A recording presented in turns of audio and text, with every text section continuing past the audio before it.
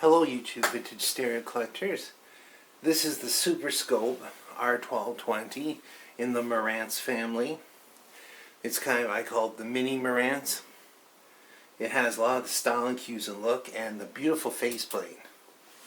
So this one is backlit. It has LED fuse lamps in it, a fuse lamp in there, and makes it a little bluer and a little brighter than it was originally. But on these, it looks fantastic. I was actually had it on in this room last night after the sun went down, and it just has a cool look to it. That's all I can put. The only words I have for it. They just look great. I took the knobs off, cleaned the faceplate, because the only way to clean these three switches, which are just a little noisy, is take the faceplate off. There's a screw on each side, then you push the board back and flip it over, put a paper towel down, and there's an access hole in each of these, and now they're nice and quiet. In fact, all the switches and knobs are really quiet, and especially the balance. Perfect. No dead spots, no crackle, very smooth tuning, picks up stations all over the dial even without an antenna on it. I just used some of old reliable 401B neutral. That's the old formula of neutral. That just works the best with this vintage stuff. But I gotta tell you something, when you're spraying this control, just the tiniest shot, just a like that. That's just right for it. If you put too much in, it's going to ooze out forever. It also makes it there's not enough resistance then. I've tried other products. It just seems to work well with just a small shot. I'm going to talk about some of the things I've done on this. This is one of these receivers that's in really nice condition. I mean, you look at the lettering and everything, it's just so nice. The knobs are nice. There's only odd little scuff on it. I mean, considering this is 50 years old, it's quite amazing. Also, the chassis is so clean on it. So, what I'm going to do now is I just got to move things around so you can see inside of it a little bit better. Okay, I'm going to go over some of the things that I did here. I did the meter fix, which is in one of my previous videos. So basically, it's been about 90% recapped. There's some caps on here that just don't need to be changed because they're not the kind that fail. But the power board is the essential one, in my opinion. And it's the hardest to get at. Some of these actually came out. They're hard to get out because they're glued down, and they're right up against this regulator transistor, and so you can actually see a little bit of burn on them. These are 85 Celsius caps, and they survived all those years being in a hot place. There is ventilation on top of the cabinet. So now it has 105 Celsius caps. Has those work caps, work, whatever you want to call them. The German ones. They're smaller and they're higher heat rate, so they should last a long, long time. And I had to, just resolder it, and it's a bit of a pain to get out. You have to disconnect most of the leads on it to get the board out. But that's just what you gotta do. This board has been recapped. It has the two most, if you're going to only do two caps on this board, these are the coupling caps because this is a cap coupled amp. And it had 2200s in it originally. And they weren't much glue on them, but on this tab, you see there's a little bit of leakage came out of the capacitor. Not much, they still worked, but they were just a little bit leaky. So it has a 2200 for a 2200, which is right for this type of amp. This is like a 20-25 watt per channel amp. Of course, there's the main filter too. But there's other caps that have been changed on here as well. that the previous owner did, put it in Nishikon Golds, which is really nice. So anyway, I had one little issue with it. It's one of these things, you put something back together and you do a test. And I had this board not screwed down, but just up with a paper towel under it so it's not touching anything. I had this one up, flipped over and out, and I turned it on, I got nothing. I'm just like, that's interesting. I had all my correct voltages here, nothing.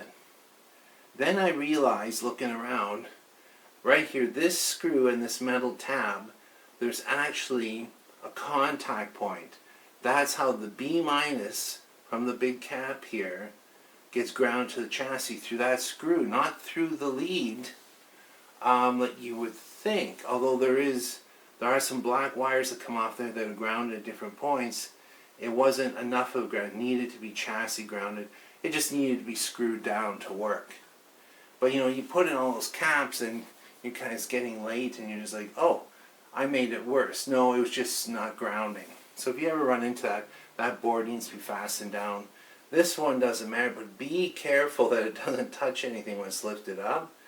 It has good silicon, like silicon hasn't dried out. The outputs are didn't need to be changed. And then I checked it for bias. This is a self-biasing circuit. There aren't any controls for biasing or center voltage. And it was about 17 millivolts across the emitter resistors, which is about 30 milliamps with a 0.47, something like that. That's right where it should be. In fact, this thing sounds so good. It just has kind of a, I wouldn't say it doesn't over accentuate anything. It doesn't have too much sparkle or too much thud. It just does everything well, but it has an open, clean sound to it. And it's fairly gutsy. And it also has good FM. These 70s tuner, analog tuners just have good FM. There has to be something wrong with them for the FM not to be good. So anyway, I did that. I noticed there's some caps that had been changed on the preamp board. So I just basically finished off the recapping, the ones that were a little bit harder to get. FM, I'm not touching the alignment. Everything, it just pulls them in so well. And on center, when you center tune it, good stereo reception. So anyway, I'm just going to listen to it for a while and enjoy it. All I can say in doing a wrap-up on these is they were so nicely made. Like it's compact, a little more compact than most of the Marantz or any other receivers of the time. There's some techniques in Pioneer, like I just did a Pioneer SX3400, but I didn't do a video on it. It's the same kind of footprint, compact footprint, a little bit lower wattage, but certainly with a good pair of speakers you can't tell the difference. They really have good power. And this is a model, if you want to spend something in the $200 range, I would recommend it. You could go, I mean, in my area, there's a bunch of Marantz receivers for sale, but they're all like $700 to $1,000, and many of them aren't rebuilt. I'm just not going to bring up any one ad in particular, but because I did that one time and I got somebody that was upset with me for picking on them. But if it's an all original, say it's an all original, especially if you're going to take a picture with the lid off, because most people that have been into this for a while can tell if a unit hasn't been recapped. You know, if it hasn't been recapped, call it an original working unit or original as is. I was actually at a flea market yesterday and I saw a Fisher receiver that was kind of nice, but they were asking 300, went down to 200, but there's absolutely nowhere to even plug it in to see if it powers up, and I can't spend that kind of money. Sometimes you take the chance because you know something's rebuildable. So I took a chance on this one because it was a good seller, told me it's working, it's working. I needed just a few tweaks to get it working, like new. But some of them, you're buying things and they're just, there was one I bought from the same flea market. It was the first year it reopened after the COVID thing. And it was a Kenwood integrated amp. I'm trying to think what that was, a 3700, K3700. And reasonable price. The guy said it doesn't work. Well, I opened it up when I got it home and it had been ripped apart inside for parts. There wasn't anything shaking around in it, but I only paid $40 for it, so it was worth the gamble to have the extra parts. It actually had a nice faceplate and knobs. I didn't feel so bad about getting a dud, but there are some duds out there. I don't want to make a big deal of it, but especially when you're buying stuff that has good resale. Some of the brands that have really good resale, the dollar just keeps being pushed up on them, whether they're restored or not. And what you want at this point, something that's 50 years old and some that are older into the early 70s, late 60s, it's really time for them to be rebuilt. You can leave an all original part unit, and I have, and there's wars started over this opinion, whether to cap or recap, but at this point, it's just going to have the best sound. It's going to be much more enjoyable and reliable, cooler running if you rebuild it. Anyway, thanks for watching and listening.